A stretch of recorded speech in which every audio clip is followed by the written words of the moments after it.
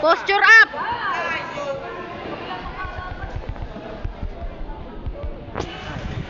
Again, pakibalik po yung mga belt or sachets natin sa judogi control area. Coaches.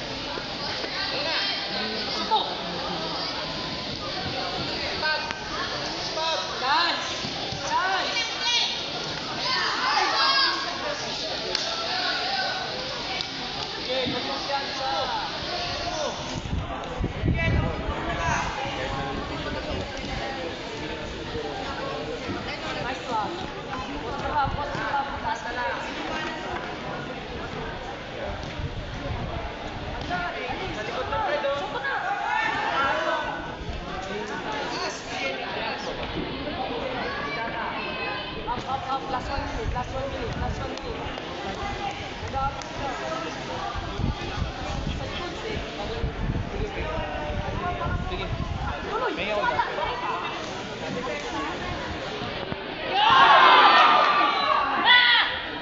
Miguel!